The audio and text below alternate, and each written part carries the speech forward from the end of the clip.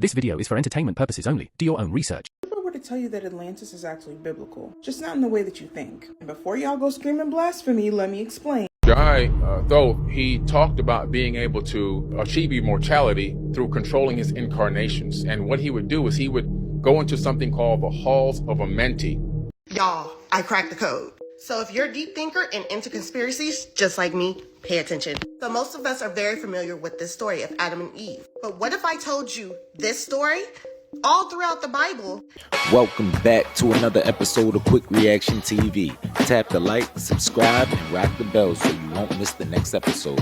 Do me a favor, watch to the end. Without further ado, let's jump in. Quick!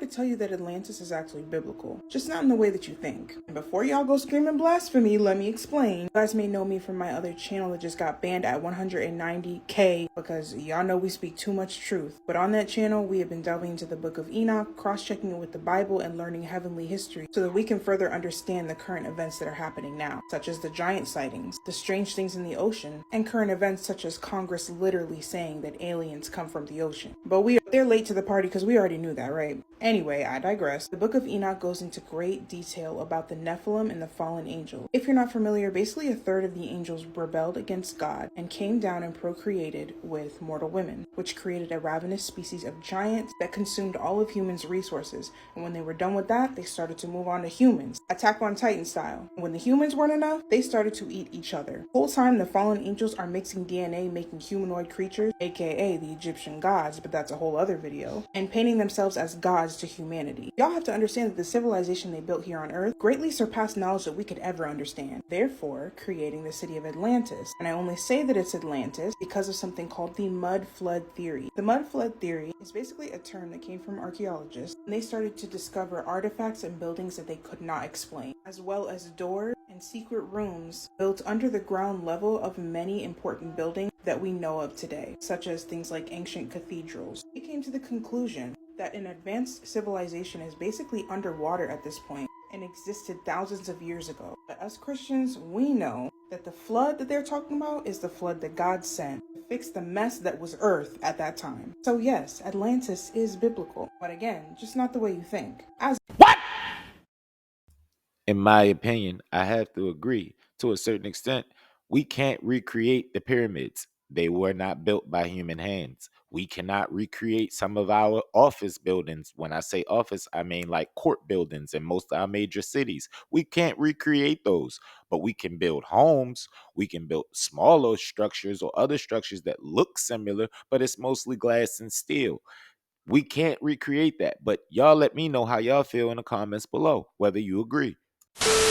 This person is not crazy. Aliens really are demons. Pause. This is for entertainment purposes only, TikTok. Okay, let's get into the tea. The demonic marine kingdom is so real, guys. As you guys know, if you have been following my channel, we've been talking about the book of Enoch and the Bible and how before Noah's flood, the angels that rebelled against God procreated with the mortal women and they created a ravenous species of giant. They mixed DNA, they were doing nasty things with animals, creating half animal, half man creatures. It was crazy, and that's the reason why God sent the flood. And the women that procreated with the angels were cursed to the sea. And if you go into Genesis and really read it, you can see that the creatures of the land were eliminated in the flood. But since it's water, there are still so many things in the ocean that are not only unexplainable, but sinister. And we're not even getting into the ocean that they found under the ocean, the mega ocean, found 700 miles under our already deep sea. Literally, the earth is 71% water, and they said the mega ocean is 3 times bigger than the ocean here on Earth. Yeah, I don't even want to know. Why do you guys think that there are marine demons in almost every culture there is on Earth? Africans or Caribbeans, Mamiwata, Russians, Rusalkas, Native American cultures like the Inuit people, they have the Kalupali. That's really only a couple examples to show you how deep this goes. In the beginning, in Genesis, God said that there was darkness over the deep. And in the Bible, Satan is described as the darkness. When Jesus cast out the demons from those men, where did they beg to go? Into the pigs, yes, but where did the pigs run into? The sea. which is their dominion. That's why God tells us to have dominion over the sea. And I truly believe one of the reasons that Jesus walked on water was to show dominion over the demons that inhabit the ocean. The Bible also says that when a demon leaves a person, it searches among the waterless places and finds no rest. So it goes back to the person that it came from. And we're literally 70% water, guys. I think it's 70%. Whatever it is, it's a lot of water. Why do y'all think that demons like you to be intoxicated and drunk off liquor so that you're less alert and they can enter you? Guys, it all pieces together. That's why I truly believe that there are literally portals in the ocean that lead right down to HE double hockey sticks, okay? I mean, how do you explain places like the Bermuda Triangle where people just vanish without a trace? People romanticize Atlantis and the Little Mermaid and how they wish they could live with Ariel under the sea with a fin. What if Atlantis is not what we think it is? What if there's a kingdom under there, but it's actually a demonic kingdom? Either way, I'm good here on land. Oh, hell no! I know how to swim, and I still don't want to be in the ocean. When Jesus cast the demons into the pigs, they did run and jump into the water. Were they going to a secret portal, or were they just chilling? Who knows? But I was watching an episode of Supernatural back in the day, and Crowley, one of the big boss demons, he went to search for the Spear of Destiny on the ocean's floor, where no human or no one could go. Just food for thought. But y'all let me know what y'all think in the comments below. Hey, if you're new to Quik Reaction TV, smash the like button if you're feeling the content. Hit subscribe. It's free and it does help the channel grow. And shake the bell so you're always up on new episodes. Now let's get back to it. Quick! Y'all, I cracked the code. So if you're a deep thinker and into conspiracies, just like me, pay attention. So most of us are very familiar with this story of Adam and Eve. But what if I told you this story? All throughout the Bible and science tell you exactly what your soul is. Don't believe me? Then watch me prove to you it does. So in the beginning, Adam and Eve were two beings in one body. Then they became two beings when Eve was created from Adam. But in order for you to understand what the soul is, let me go through the scriptures. Starting with the story of creation. In the beginning, God created the heavens and the earth. And the earth was without form and void. And darkness was upon the face of the deep. Deep referring to water. And the Spirit of God moved upon the face of the waters. The word water is going to be a key element throughout this whole video. When the child grew old, she brought him to the Pharaoh's daughter, and he became her son. She named him Moses because she said, I drew him out of what? You guessed it, water. He sent me from on high. He took me. He drew me out of many waters. Stick with me. The words of a man's mouth are deep waters. The fountain of wisdom is a bubbling brook. I can go on because there's that many, but let's move on. The molecules in water are 2 hydrogen atoms and 1 oxygen atom. I'm getting there. Stick with me. Both masculine and feminine energy. So hydrogen is a masculine, aka positive molecule. Oxygen is a feminine, aka negative molecule. Are you starting to catch on? So what does all this mean? Your soul is water. The human body is 70% water. To remain healthy, you have to drink water. Water is the only thing that cannot be recreated. Water has always been here. Even in the creation story, water already existed. Water holds memory. It's active and it's conscious. No one has ever been able to make water. Why? Because even if you mix it, it still wouldn't be enough just to have the hydrogen and water. You also need energy. And to make energy, it cannot be measured.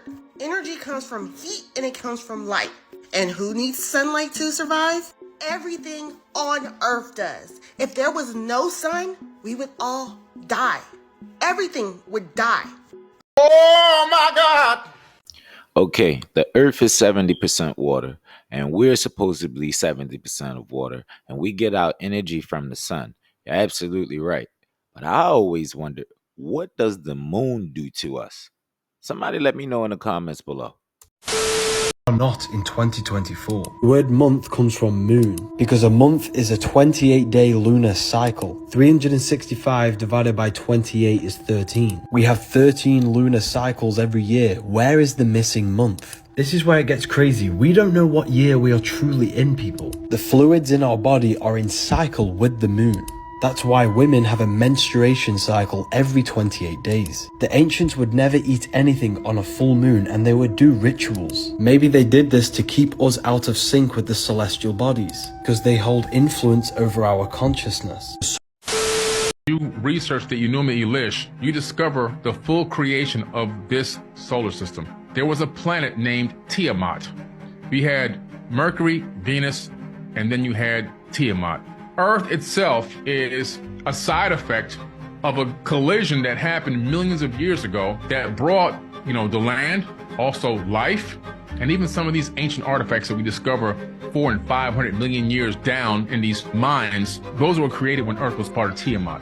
Stop. What do you mean by that? Guy, though he talked about being able to achieve immortality through controlling his incarnations. And what he would do is he would go into something called the Halls of Amenti. Now, only the elite of the elites had these Halls of Amenti. His father, Ea Enki, had one, he had one, and Lil had one. And the seven masters also had these Halls of Amentis. And these Halls of Amentis were deep underground in some cases. The one he talked about was underneath the Great Pyramid. Now, I've been down this subterranean shaft, which goes down 65 meters. And then another 30 meters down beneath that. And there's more to go beneath even that. There's more? Oh, there's more. And you know what's down there? Oh, yeah. All that's down there is you have chambers. They discovered them through a special type of a scan, a muon scan. They discovered these huge halls underground, underneath the Great Pyramid that extend out underneath Giza a mile. And all of them appear to be potentially empty. They won't tell us what was there or what wasn't there. But these Halls of Amenti that were written 36,000 years ago by Thoth, they actually exist right now today. It's called the Halls of Amenti, where they have the rejuvenation chambers. Now, there's another area in Saqqara where they have another Halls of Amenti. They call it the Serapeum, and that's underground, and that is Enlil's or Enki's Halls of Amenti. I believe it's potentially Enki's Ptah in ancient Kemet, his Halls of Amenti. And these are gigantic, megalithic granite and diorite stone boxes that are in these halls, these alcoves are so tight, the box barely fits in there. Now, to give you an idea of why this is important, because 1,000-ton diorite box or 1,000-ton crystal granite box has to be carved from a piece that's about almost 2/3 larger than what you carved it down to. So that means that, first of all, you couldn't roll a gigantic ball of granite down there because it can't fit. The second thing is you can't even fit it into the alcove or the hall. And the third thing is, so you can't carve it in there. So how did they get there? You can't even navigate them after you carve them outside and put it, you can't get them. They're too big to navigate into those alcoves, which means they were manifested there or teleported there. When you analyze these halls, you realize that they look like the halls or segments of modules of a machine. Listen, these things could be 30, 40,000 years old. This is way older than mainstream is saying 4,000 or 5,000. No, these things are tens of thousands of years old. And it's just mind-blowing. Thoth says he would put his body in these things, right? And he would put his body in there. He would create bodies. So we're talking about avatars. Now, this is something we can do right now in science. I can take a skin cell from you right now. In laboratory conditions, I can turn your skin cell into stem cells. Then I could take that culture of stem cells and I can grow them, and then I can create a synthetic embryo from your skin cell. Now I can take that synthetic embryo and I can grow it to a full-grown version of you, and then I can actually transfer your mind into that new body. That's what they were doing back then. Let's look at the ancient Egyptians, for example. During the time of ancient Kemet, before it was called Egypt, these pharaohs, which were demigods, they were half human, half Anunnaki. Kingship was handed down to them to be the liaison between the Anunnaki and mankind after the Great Flood. The Kemetic people were taught about this life extension, and they were taught how to mummify. That was the original origins of mummification. They weren't taught to be mummified, that the kings would be mummified for the purpose of going into the afterlife and sailing on the solar boat. That became a mythology later on with dynastic era Egyptians. The reason why these kings would be buried in the Valley of the Kings with all their gold, all their money, their wives, their cats, right? I mean, the maids and everything else was because they believed they were going to come back and use that. If you were going to go on a solar boat and head into the afterworld, why would you kill everybody and have your money there? Because clearly, you know, your money can't be used in the afterlife. It was because they were told by these beings, who were their relatives, that this is the technique to preserve your DNA. And we will clone you and we will bring you back and you will have access to your riches again. The true fact is that they thought they were really coming back to live life again here in the third dimension and regain control of their own kingdom. Now, prior to the Great Flood, we have the Sumerian Kings list, which is located in the Ashmolean Museum in Oxford, England. This list is a stone tablet that is covered in four sides with ancient texts and cuneiform writing that has been deciphered for over 180 years, that gives you the ruling and the kingship of these kings and the years that they ruled.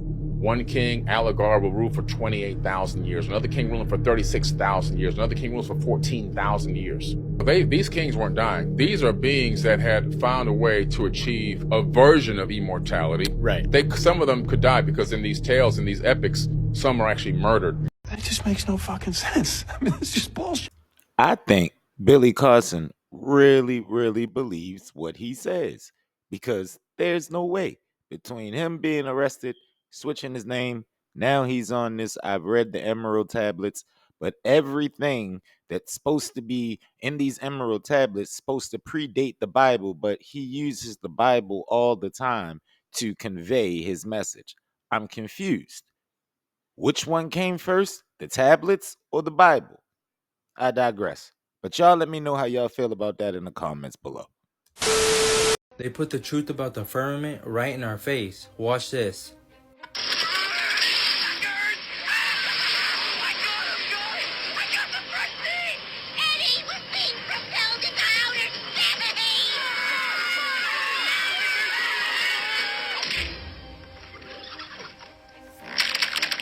What are they trying to tell y'all? This is impossible! Ed was right! The sky is falling! Thank you very much. Right in our Now face. what?